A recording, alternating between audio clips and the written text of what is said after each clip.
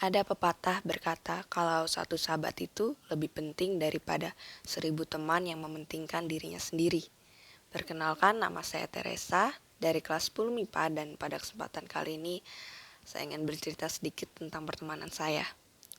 Tahap pertemanan itu paling awal dimulai dari TK, di mana yang namanya berteman tuh nggak kenal gender, nggak ada ceng-cengan karena temenan sama cowok atau cowok temenan sama cewek.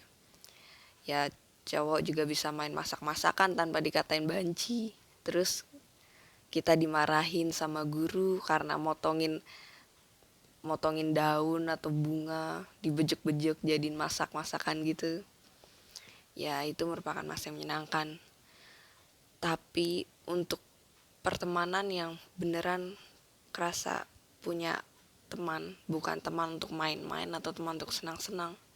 Teman dimana kita berteman berdasarkan atas rasa nyaman satu sama lain. Itu terjadi ketika aku SD.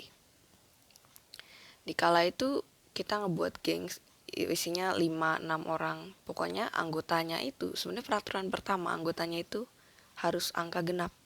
Supaya biasanya kalau ganjil satu orang pasti ditinggal. Setidaknya loh satu orang bakal ditinggal. Kita dari masa tuker-tukeran kertas binder, akhirnya kita sampai ke tahap dimana bawa HP diem-diem ke sekolah untuk tukeran nomor telepon hingga tercipta 1, 2, 3, 4, 5, 6 grup pertemanan yang angkanya aku gak bisa inget. Nah kebetulan temanku yang beneran deket itu ada sekitar 5 orang.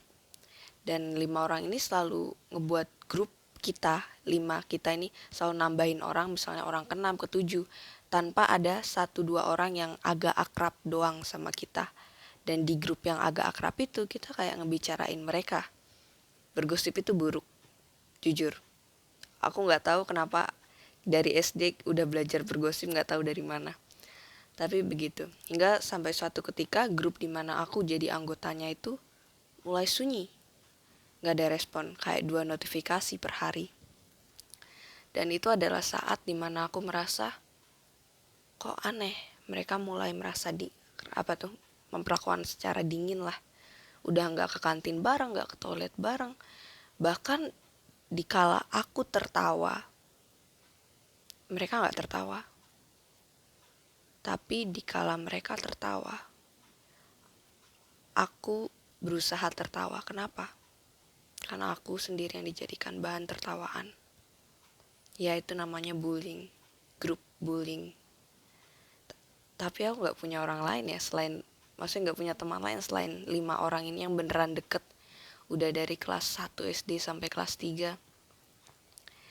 Dan itu beneran mulai perjalanan panjang untuk mengenal teman. Ternyata mereka itu bukan sahabat, bukan seorang sahabat yang selalu ada, bukan sahabat yang ada karena rasa nyaman satu sama lain, bukan sahabat yang bakal hadir di kala kita sedih.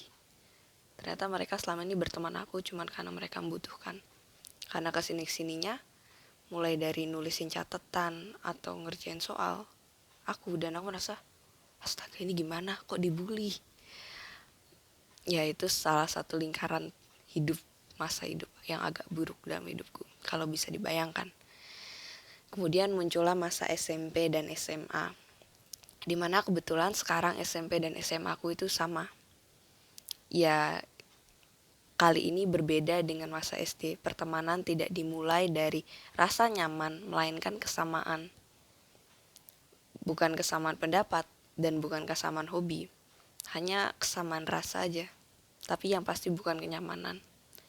Mulai belajar kalau pas dihukum bareng-bareng, itu ternyata menyenangkan.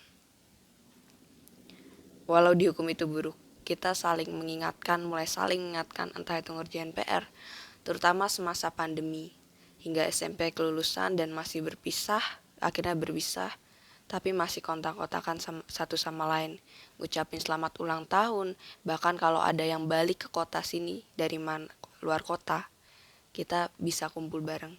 Dan itu merupakan titik di mana aku merasa bahagia, kalau ternyata masih ada orang, masih ada teman yang dapat menjadi sahabatku. Sekian dari saya, terima kasih.